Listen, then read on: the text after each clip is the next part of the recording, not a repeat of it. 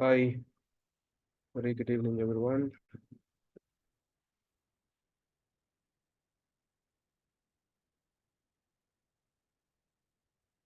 Hope everyone is fine. In AP and Telangana, we have heavy rains announced for 3 days. Just be safe. Don't go around. Okay, let's start the class. Once you're able to see my screen, you just say yes in chat box. So today we are going to discuss about, excuse me, SA 8000, which is social accountability standard. Okay. Most of the MNCs already they are following this standard already. So we'll see exactly what this standard is required. I have seen in many papers, previous year question papers, this standard also frequently asked. Okay.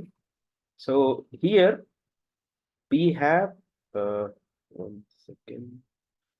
Okay. Thank you, Shekhar, Hussein, Rahul. Thanks. Yeah. So here we have a few definitions and we have few requirements. That's all this standard about. So basically, if I talk about what kind of question will come in this, they may ask for what are the requirements of social accountability standard, or tell me or write brief about SA 8000, its requirements, and what is the objective of SA 8000. So these kind of questions will come. Okay. Yeah, let us get into the topic. So ఇది వచ్చేసి SA 8000 standard. So ఇది వచ్చేసి social accountability standard అంటారు. So ఇందులో మేజర్గా వచ్చేసి welfare సంబంధించిన requirements, కొంత అమౌంట్ మనకి సేఫ్టీ కూడా కవర్ అవుతుంది. సో ఇప్పుడు ఏదైతే మనకి ఈఎస్జిలో environment, social and governance and other way of telling sustainability, అందులో ఎలాగైతే సోషల్ పిల్లర్లో మనకి సేఫ్టీ ఎలా అయితే ఉందో ఇక్కడ కూడా ఈ హెల్త్ అండ్ సేఫ్టీ అనే దాన్ని ఇక్కడ యాడ్ చేయడం జరిగింది. So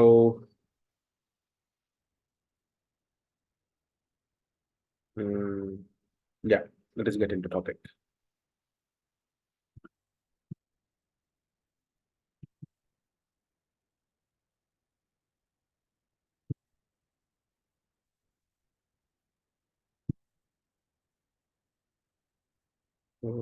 Just a second, please.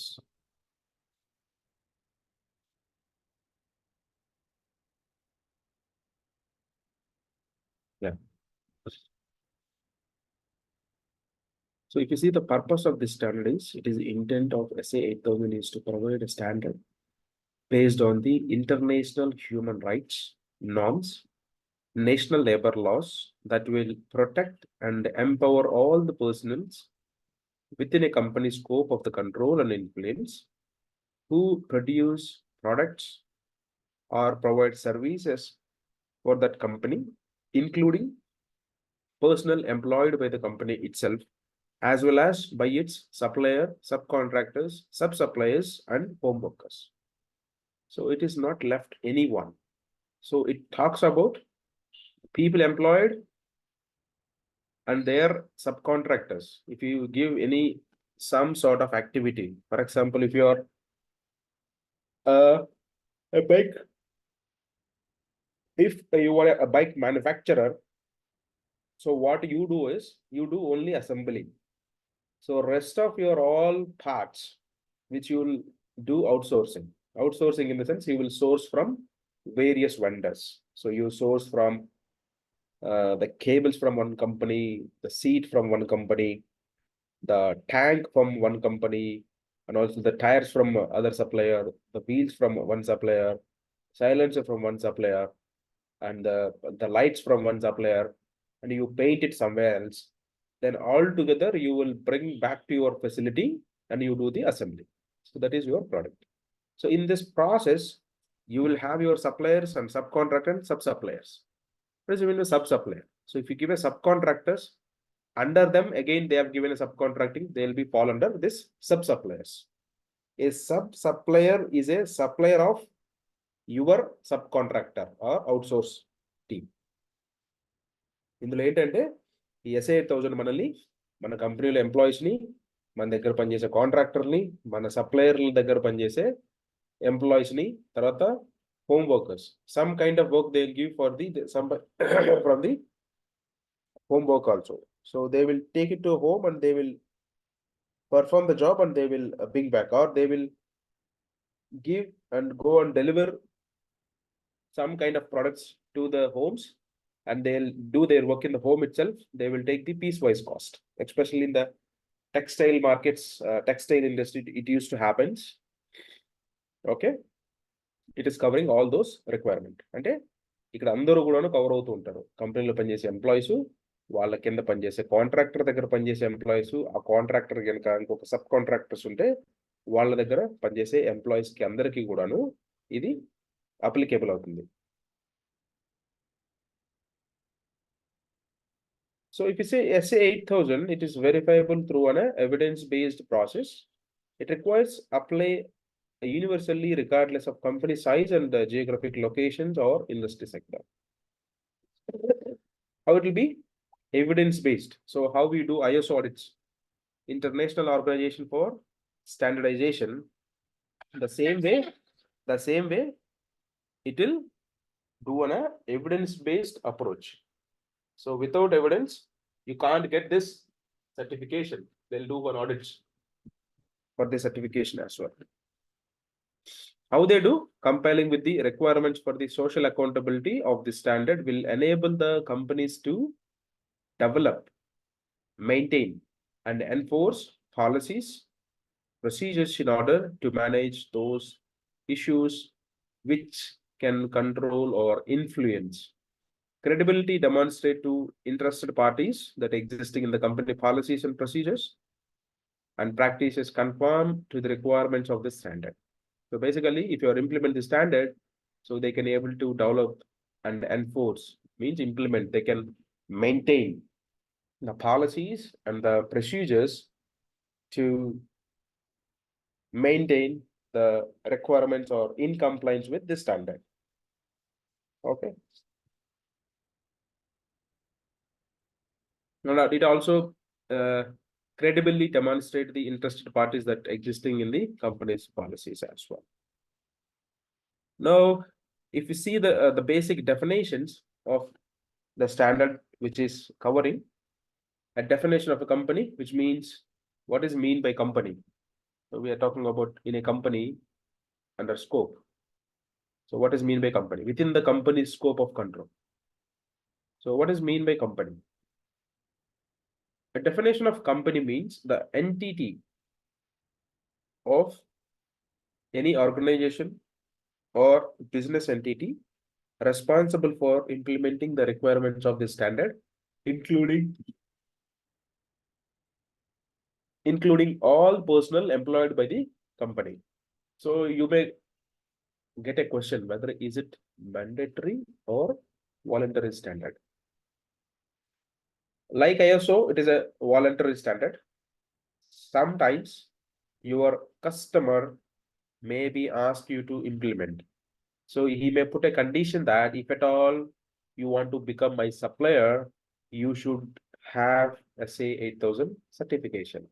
Like how ISO 9001 certification, like how ISO 14000 certification, they may put you a question that if you have SA 8000 certification, then only I will accept you as my supplier.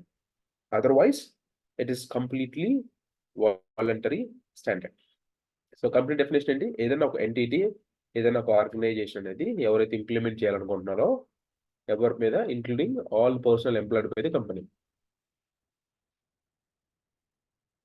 Then definition of personnel, all individual men and women directly employed or contracted by a company, including directors, executives, managers, supervisors, and workers.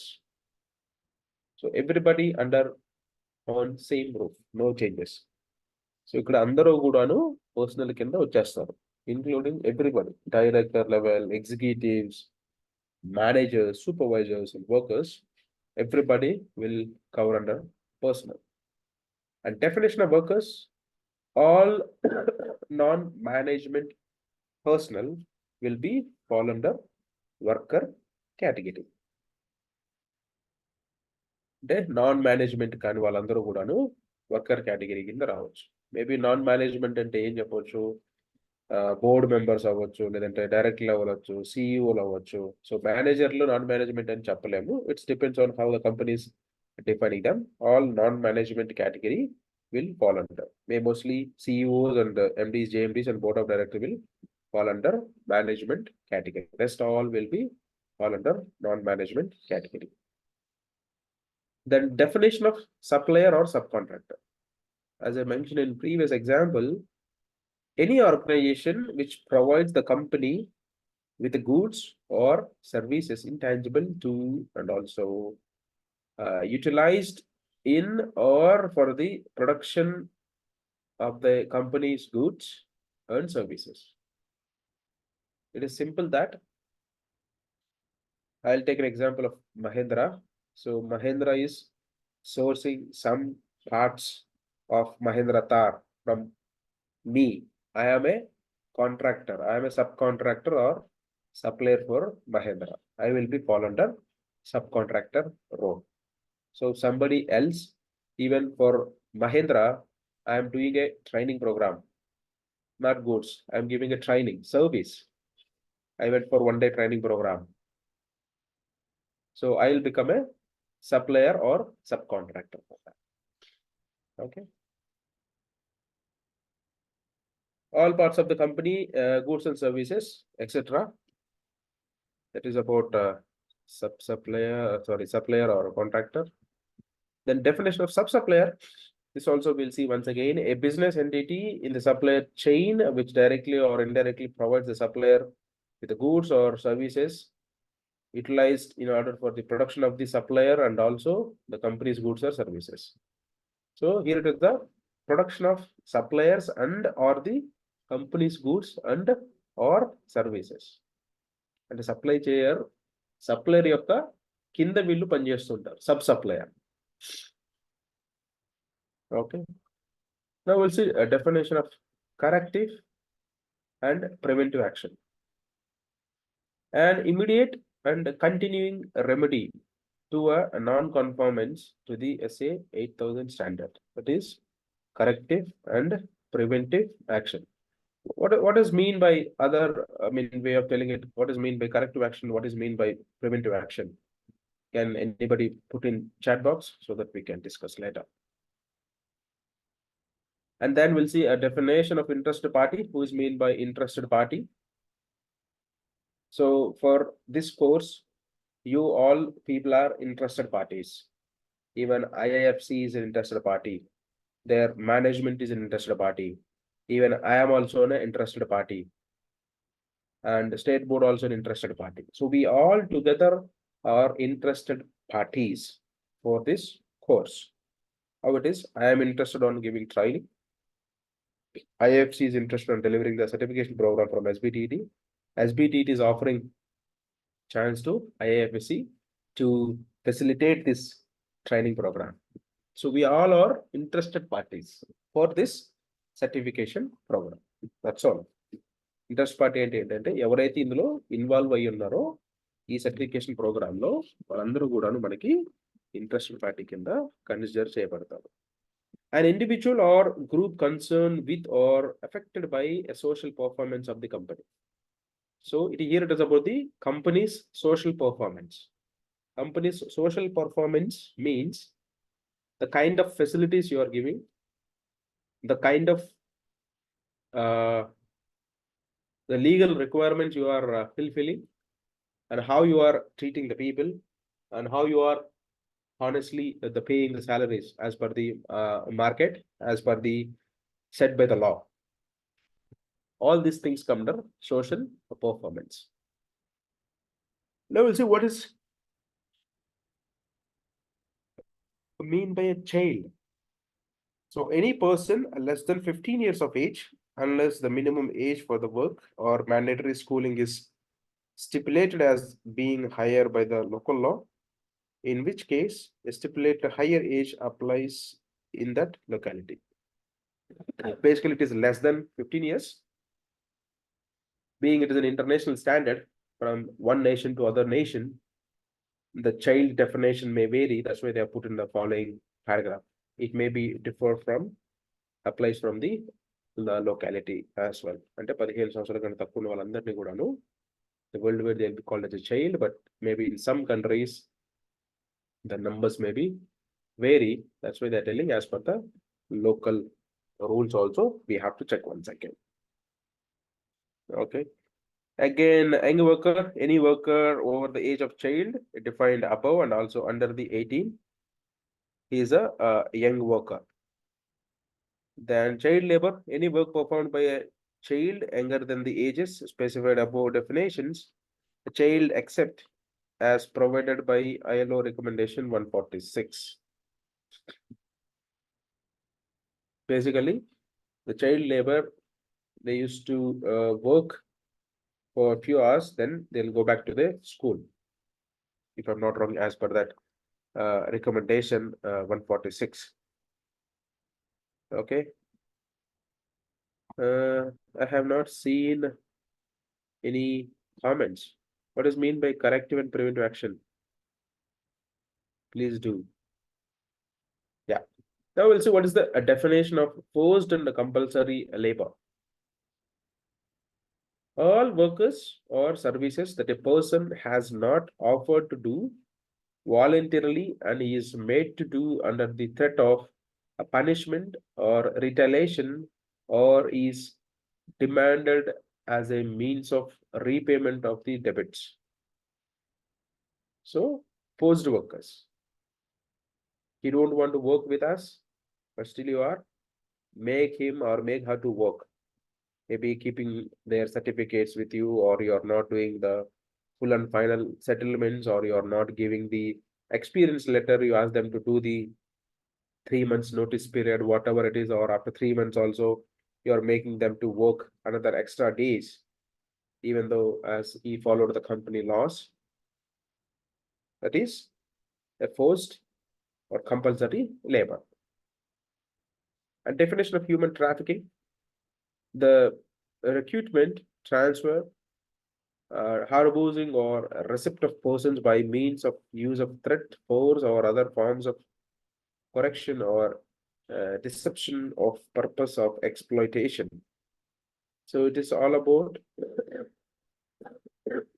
treating the people, how you are misleading the powers in the organization. This is not important. Then definition of home worker: a person who is contracted by a company or by a supplier, sub-supplier, or subcontractor, but does not work on their premises. Those are home workers.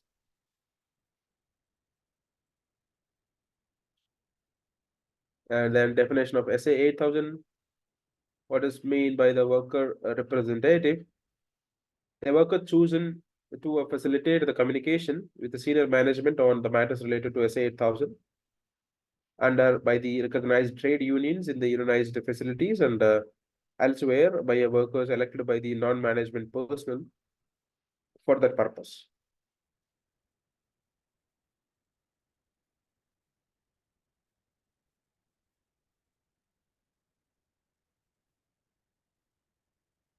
Okay. So a worker member, if there is a union in the company, so the union member will be play as a worker representative. Otherwise, it has been chosen by the non-management team. So how it is, like safety committee meeting, there we have a management representative and a worker representative. So the management representative from the all the departments and worker representative also from the all the departments. So in case of union is there, the union members also should be there in that. Otherwise, you will choose from each department one worker, or their department itself, they will nominate for the safety committee. Similar way, here also we have to get the people from non-management members. Their management representative. A member of a senior management personnel appointed by a company to ensure that the requirements of the standards are met.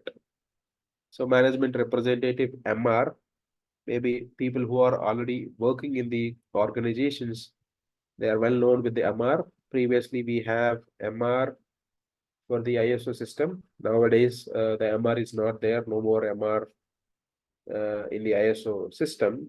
So here, a senior person will be accountable for the requirements of all the SA 8000 standards, whether they are implementing it or not. He's going to check all these things.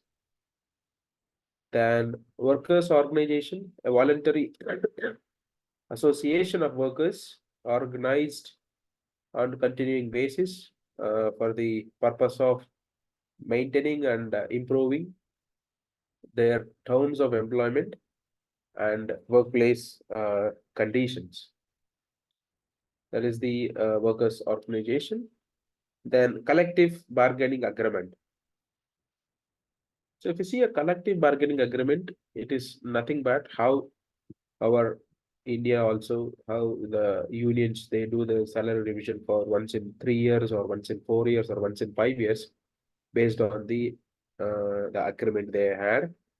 And a contract for a labor negotiated between an employer or group of employers on one or more worker organizations, which specifies the terms and conditions of employment.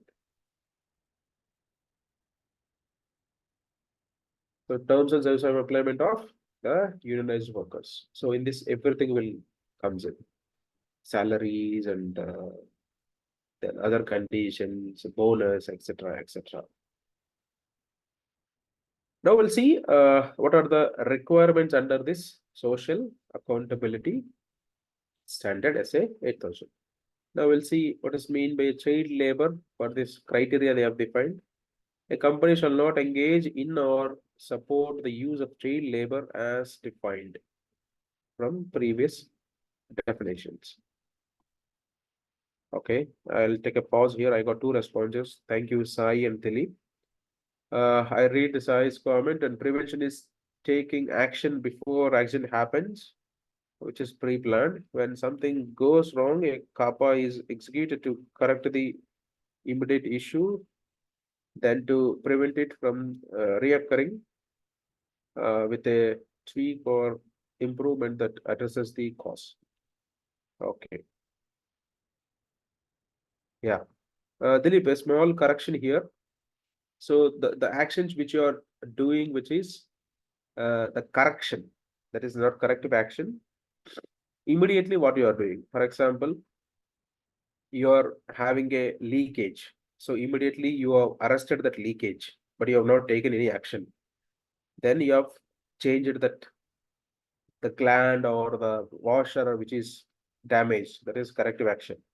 For prevention, you will do an assessment why it has been got damaged. You can check the compatibility of the materials, or because of how the fittings are there, or in case of any pressure. All these things you check in the preventive action. In other way of telling the preventive action is checking off all the joints which are so important, or the sulfuric acid lines. Those, in case of any leakage, it is going to have the huge damage.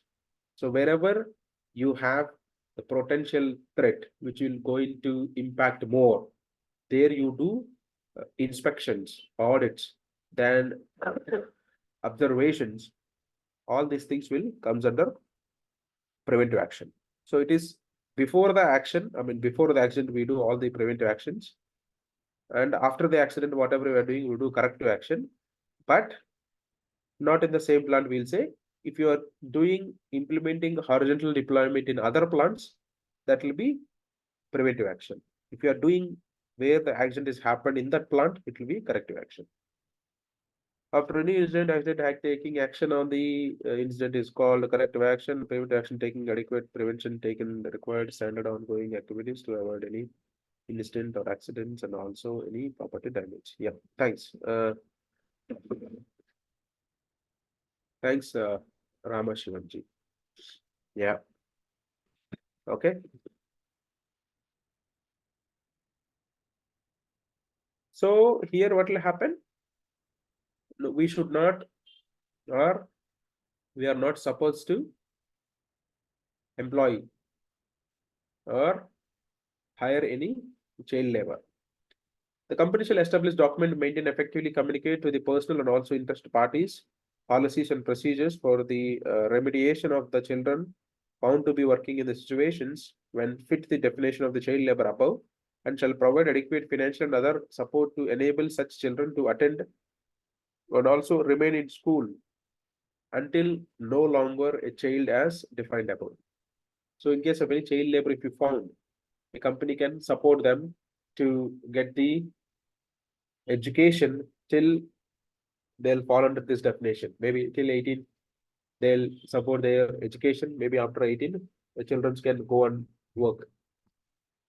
A company employee or young worker, but where such young workers are subjected to a compulsory education law. So if you see a young person, which are above, where it is, where we have seen a young worker.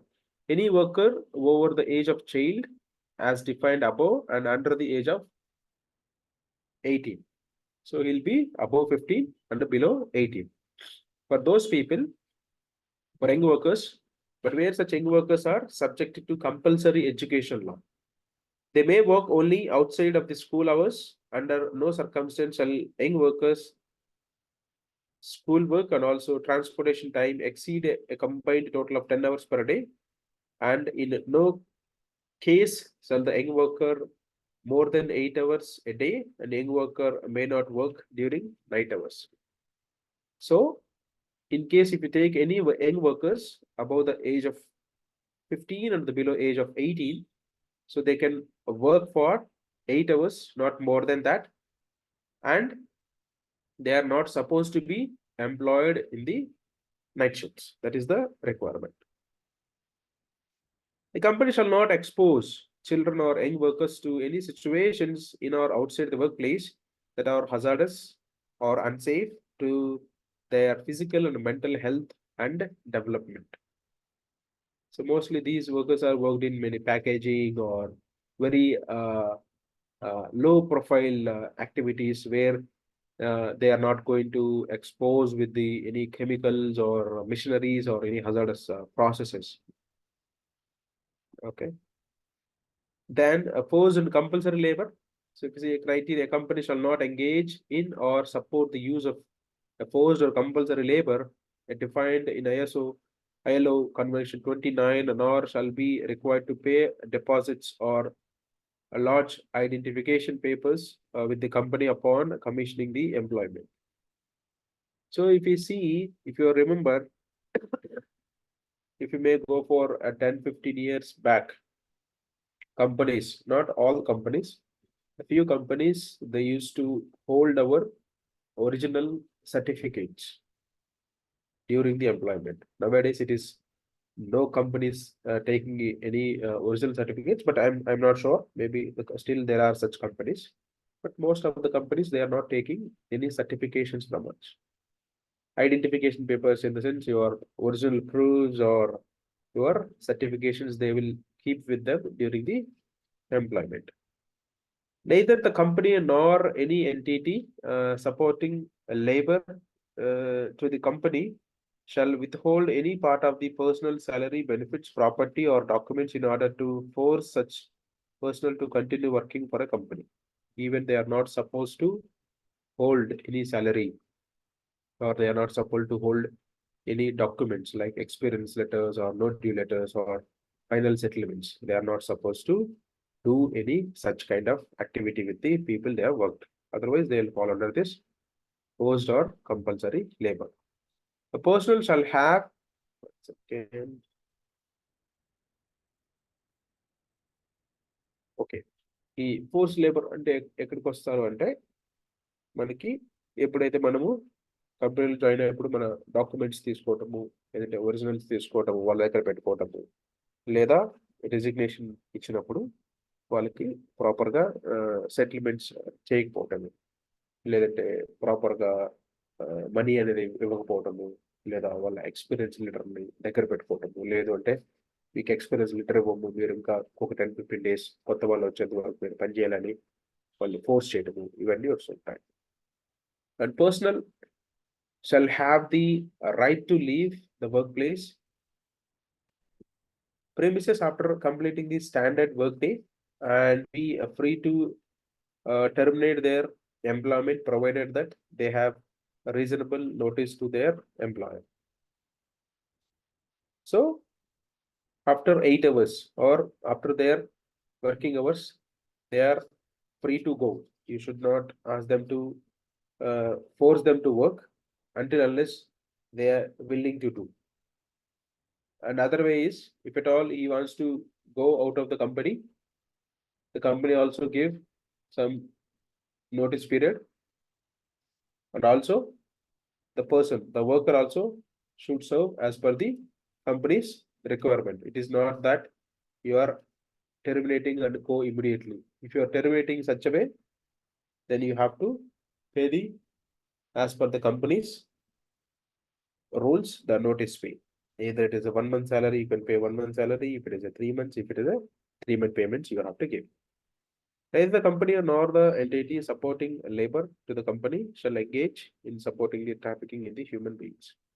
So even the harassments which are happening, company ఏమన్నా harass చేయటము, torture చేయటం అలాంటిది తింటా కూడాను, దాని గురించి కూడాను the company has to take enough action.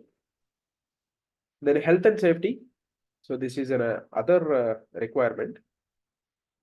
Criteria will be, the company shall provide a safe and healthy workplace environment and shall take effective steps to prevent the potential accidents and injury to workers, health arising out of associated with or occurring in the course of work, by minimizing so far as is reasonably practicable and the causes of hazards inherent in the workplace environment, and being in mind and also a prevailing knowledge of industry or of any specific hazards. This more about, we have to provide safe and healthy workplace. అంటే safe and healthy అంటే అక్కడ machines అన్ని కూడాను proper work చేస్తూ, and it is having all emergency stop buttons and properly guarded. Then there is no leakage or there is no dust, fumes or any other sort of results of chemicals in that workplace.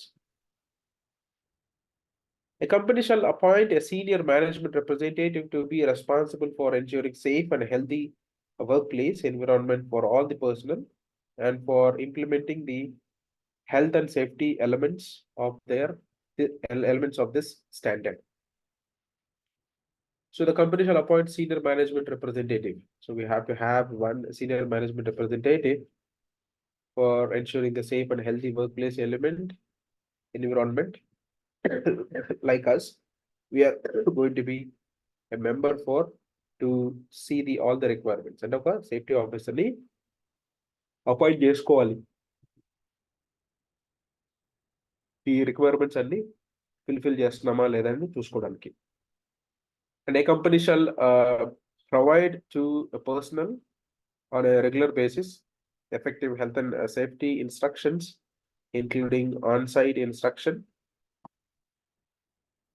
and where it is needed, job specific instructions such as instructions shall be repeated for a new and also resigned personnel, and in the cases of where accidents have occurred. So here, safety instructions. which means do's and don'ts. అంటే ప్రొసీజర్లు కానీ work instructions కానీ dos and don'ts కానీ safety rules కానీ వీటన్నింటికి కూడాను job specific అంటే work specific instructions వీటన్నింటిని కూడాను prepare చేసి ఉంచాలి. ఇన్ కేస్ ఏదైనా ఒక ప్రదేశంలో ప్రమాదం జరిగి ఉంటే we should have the revised once based on the lessons we have learned. Then a company shall establish systems to detect, avoid, and also or respond to potential threats to the health and safety of a personnel. And the company shall maintain written records of all accidents that occur in the workplace and in the company controlled residencies and property. So here, establish a system. So like ISO management system, ISO 45001, they have to establish the systems to detect, avoid, respond to potential threats, means the hazards. అంటే ఏంటి, ప్రమాదాలని పసిగట్టటము, వాటిని prevent చేయటము, in case ఏమన్నా జరిగితే వాటికి respond అవ్వటం గురించి ఒక సిస్టమ్ అనేది ఇంప్లిమెంట్ చేయాలి. Threats to health and safety of the personnel. The company shall maintain written records of all accidents that occur in a workplace and in a company controlled residences and property.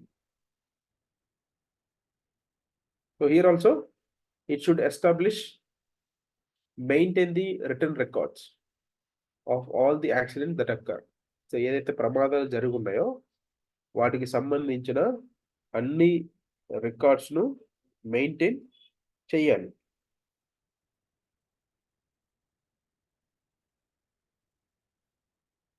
Then a company shall provide at its expense appropriate personal protective equipment to the personnel. And that company వాళ్ళ money తోటి వీళ్ళకి personal protective equipments అనేవి provide చేయాలి. In the event of work-related injuries, the company shall provide first aid and assistance to the workers in obtaining follow-up medical treatment. So in case ఏదైనా ప్రమాదం జరిగితే they have to give the first aid treatment as well as the following medical treatment also has to provide by the company.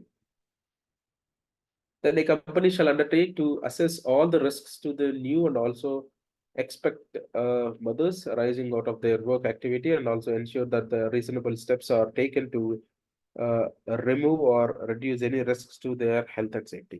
In case expected mothers or conceived mothers who are pregnant, about them also they should take some course of action. But ఎవరైతే pregnant ladies work చేస్తూ ఉంటారో వాళ్ళ గురించి in case of health risk కానీ safety risk ఏమైనా ఉంటే వాళ్ళకి సంబంధించినవి వాటిని కూడాను అడ్రస్ చేయాలి. The company shall provide for the use by all the personnel access to clean toilets, facilities, access to potable water, and also, whether applicable, sanitary facilities for food storage.